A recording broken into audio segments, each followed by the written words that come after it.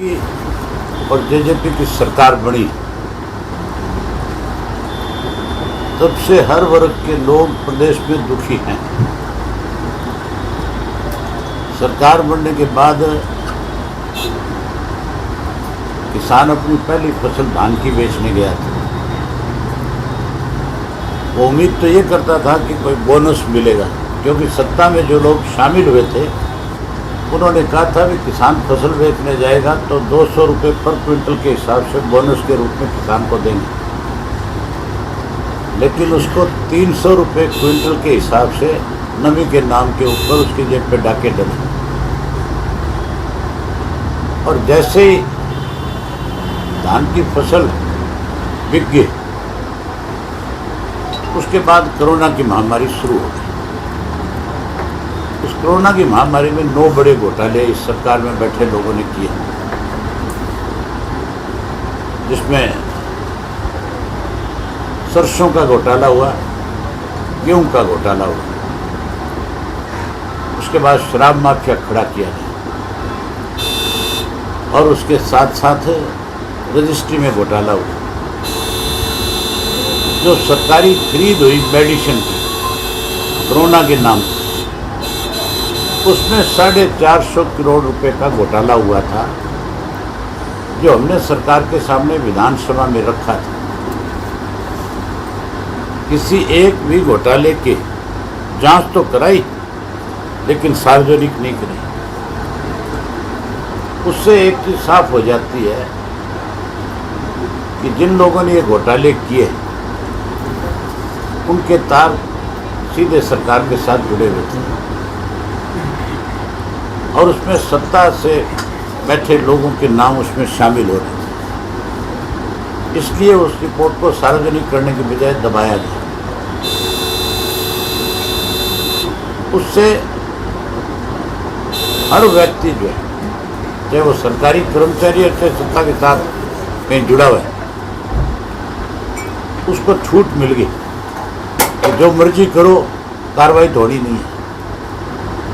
इसलिए आज जो है इस देश में सबसे ज़्यादा भ्रष्ट अगर कोई प्रदेश है तो उस प्रदेश का नाम हरियाणा प्रदेश है, जहाँ भ्रष्टाचार ज़्यादा है वहीं कानून व्यवस्था खत्म हो गई। आज कोई दिन ऐसा नहीं है जिस दिन अपहरण के, बलात्कार के, चोरी के, डकैती के और गैंगवार के कितने ही केस आज रोजाना हो रहे हैं। पुलिस उन लोगों को संरक्षण देती है जो अपराध को बढ़ावा दे रहे हैं। सत्ता में बैठे लोग भी अपराध करने वाले लोगों को संरक्षण दे रहे हैं। बेरोजगारी उससे भी ज़्यादा बुरा है। 26 पॉइंट कुछ बेरोजगार लोग आज हरियाणा प्रदेश में है। अगर इसी स्पीड से चलते रहे तो हरियाणा नंबर 1 पे चला जाएगा।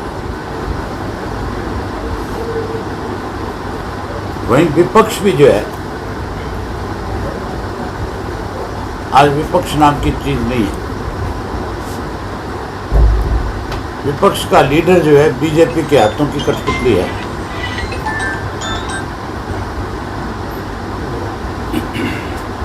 बीजेपी जो लिख करके उसके हाथ में पर्ची पकड़ा देती है, उसी को पढ़ देते हैं।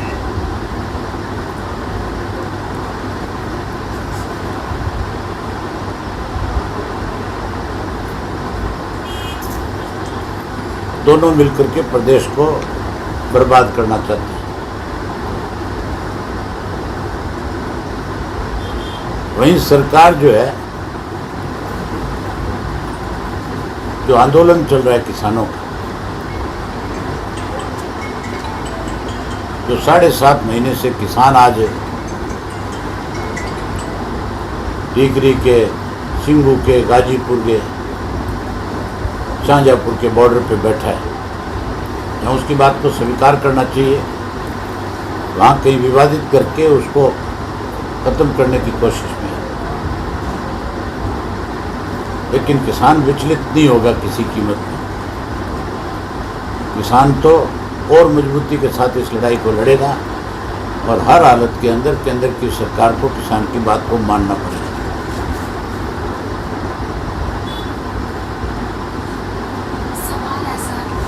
जब से चौटाला साहब ये खबर अखबार में छपी, जब से खबर आई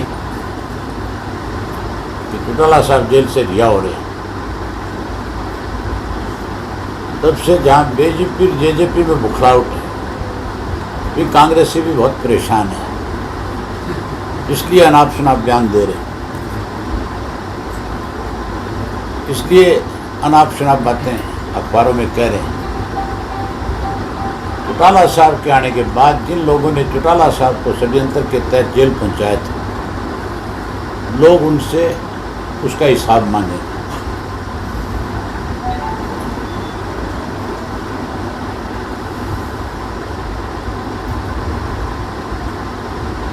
आज कांग्रेस के लोगों के बयान छपे हैं, उन्होंने मेरे ऊपर ये आरोप लगाया कि अभय सिंह लोगों को झूठ बोल करके गुमराह कर रहा है। उन कांग्रेसियों से मैं पूछना चाहूँगा कि 2007 में प्रदेश में देश में किसकी सरकार थी? वो तो बात 2003 की करते हैं कि 3 में सुप्रीम कोर्ट ने सीबीआई को केस इसकी जांच सौंपी थी और उसकी इंक्वायरी सौंपी थी कि आप इसकी पड़ताल कर किसी कोर्ट को बताओ कौन लोग जिम्मेवार हैं। 2003 की जो एफआईआर है उसमें चौटाला साहब का कहीं नाम नहीं है, और जब चार्जशीट दाखिल हुई तब भी चौटाला साहब का कहीं कोई नाम नहीं था। 2007 के अंदर एक एडिशनल चार्जशीट दी गई जिसमें 120B में एक षड्यंत्र के तहत चौटाला साहब का नाम दिया गया। ये कहते हैं हमारे 10 साल में चौटाला साहब के खिलाफ कोई पर्चा ही दर्ज नहीं हुआ। तो 2007 में किसका राज था? एडिशनल चार्जशीट सीबीआई लेके आई थी। आप कहते हो सीबीआई सरकार की कठपुतली है, तो तुम्हारी कठपुतली थी इसका मतलब?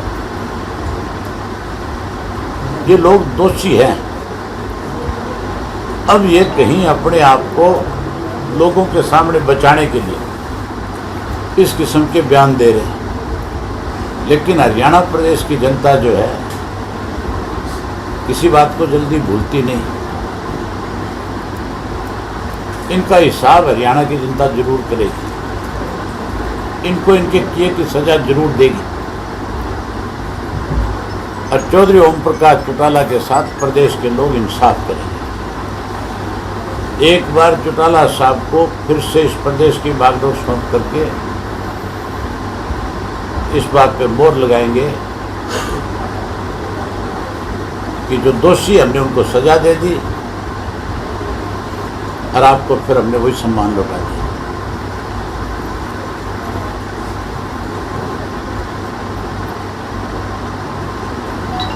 अगर कांग्रेसी कहते हैं कि मैं झूठ बोल रहा हूं तो मैं उनको खुला चैलेंज करता हूं, इनके छुट भैयों से नहीं, भूपेंद्र सिंह हुड्डा को, कि वो किसी सार्वजनिक मंच पे आए और आकर के पब्लिकली प्रेस के सामने अपनी बात रखे, वो अपना पक्ष रखे, अपनी बात के हम अपनी बात उससे पूछें, लोग फैसला कर देंगे। यूँ तो कई भांड है इनके।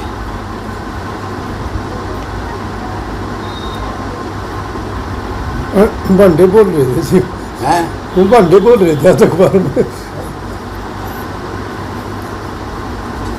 अभय सिंह जी, जो चुनाव होंगे चेयरमैन के जीत में, क्या सिंबल पर चुनाव लड़ेगी पार्टी? नगर पालिका, नगर परिषद और जिला परिषद, हमारी पार्टी का फैसला है कि हम सिंबल पे लड़ेंगे। ओम प्रकाश चौटाला अब दिखाई देंगे चुनाव प्रचार में? क्यों नहीं दिखाई देंगे? तबीयत खराब चल रही है। आज की डेट में तो उनकी तबीयत ठीक नहीं है, लेकिन अगले 2-4 दिन में स्वस्थ हो जाएंगे। जैसे स्वस्थ होंगे तो लोगों के बीच में आएंगे। की राजनीति पे इस तरह का इस पे कितना असर? आपने मीटिंग नहीं देखी आज हमारी? आप जींद में रहते हो, लोगों से चर्चा नहीं करते। असर उस दिन देखियो आप, जिस दिन चौटाला साहब जींद में आएंगे, उस दिन फिर फंक्शन धर्मशाला में नहीं होगा। उस दिन तो कोई बड़ी जगह तय करनी पड़ेगी। इस जींद के अंदर हजारों लोग आएंगे चौधरी ओम प्रकाश चौटाला का वेलकम करने के लिए, क्योंकि जींद उनकी अपनी धरती है। उन्होंने जींद के अंदर हमेशा अपनी राजनीति जो है, अपनी सारी प्रतिष्ठा जो जींद के लोगों के हाथ में दे के रखी है। जब से अभय सिंह चौटाला ओम प्रकाश चौटाला बाहर आए हैं, इलाहाबाद का चुनाव देखा जा रहा है कि ओम प्रकाश चौटाला को लड़ना चाहिए। सोशल मीडिया पर एक वायरल पोस्ट दिए। अभी चौटाला साहब जेल से बाहर आए हैं, अगर कोर्ट परमिशन देगी, अगर इलेक्शन कमीशन को कोई एतराज़ नहीं होगा, तो 100% ओम प्रकाश चौटाला ही इलाहाबाद का चुनाव लड़ेंगे। जो प्रतिक्रियाएं, जो तरीका है इसका, वो सारी चीज़ तो अपनानी पड़ेगी। तो ये थोड़ा ही अभी आपने पूछ लिया और हमने कह दिया ये हो जाएगा, यूँ थोड़ा ही होता है।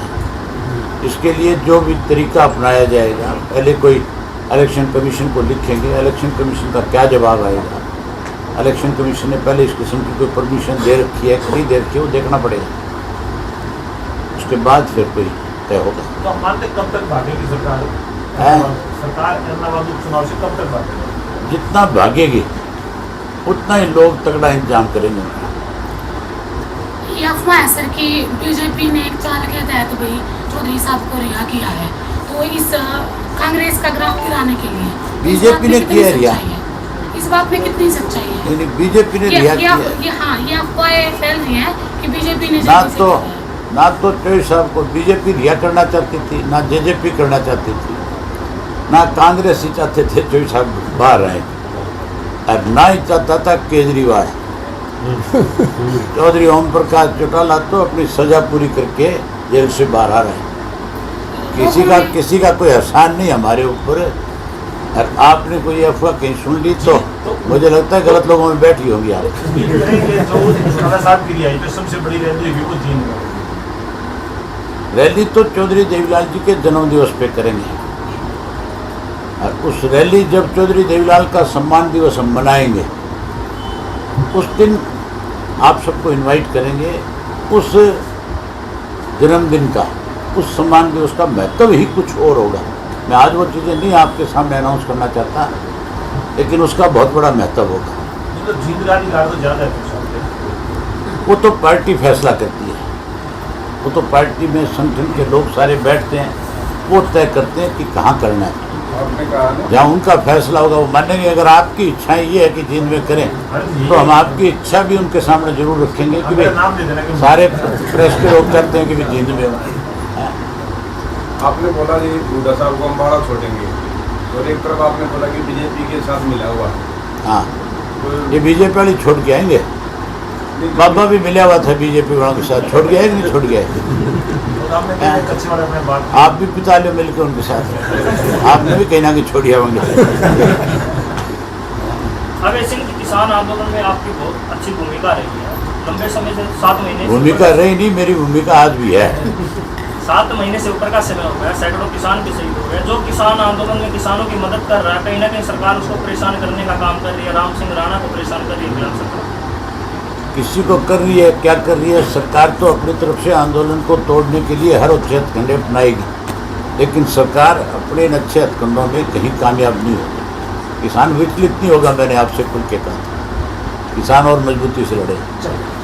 ठीक है।